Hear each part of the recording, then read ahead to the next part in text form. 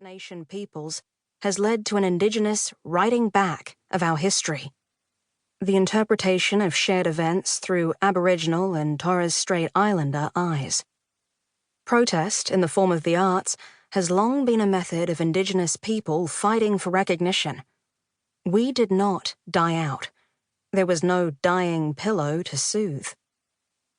Restoring faith in Australian fairness and democracy in relation to Indigenous history begins with restoring the right to be heard.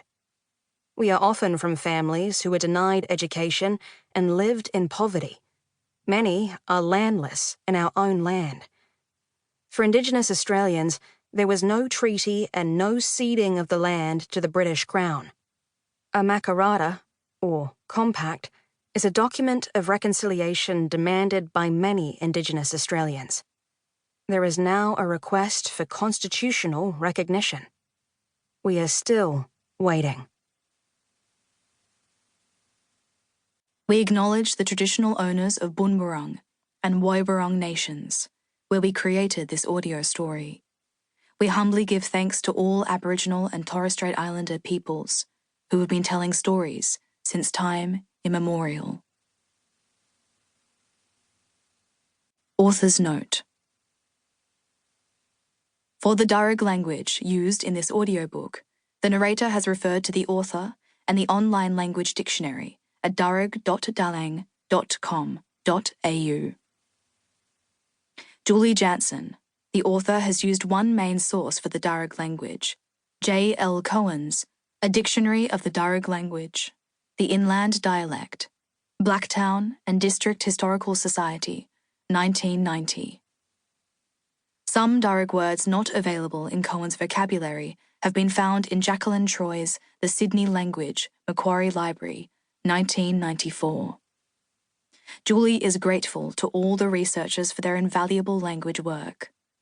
We apologise for any mispronunciation but assure the listener that the intent is to render Darug language as the author has heard it spoken and has studied over some years. Please forgive Julie's poetic licence. Chapter 1. 1816. Muraging is given away in Parramatta. The grey-green eucalypts clatter with the sound of cicadas. Magpies and currawongs warble across the early morning sky as the sun's heat streams down. It is eagle hawk time, the season of Muraging, when the land is dry and these birds fly after small game. Muraging's clan, the Bada Barongal of the Darug people, gather their dilly bags and coolamons and prepare for the long walk to Parramatta, the land of eels, and Parramatta town. The old women stamp out a fire, and one gathers a baby boy in her arms and ties him onto her possum skin cloak. Muraging hears rattling carts full of waibala, whitefella, and the sound of pots against iron wheels. She looks back and sees the deep wheel marks, like huge snake tracks, and hurries after her father, Berenginji. He gives her a waibala coat of red wool, so he loves her. He turns away and she watches the boy take her place. She can see the love between man and boy. She doesn't understand what is about to happen, but she knows she must try to have courage. There is loud talk around her. She's limp with the heat and imagines herself floating in a deep, cool creek.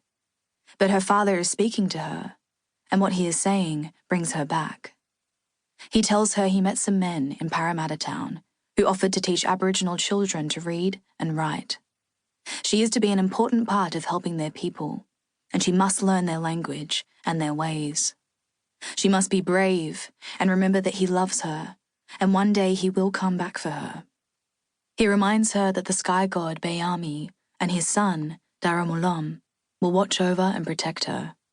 She panics and grips his hand. Alarm rises and her aunt mothers look away. Her father lifts her up and holds his head with her body, pressed against his black curls. She longs for food chew's wattle gum to ease her thirst. The red coat is dropped along the track. They walk for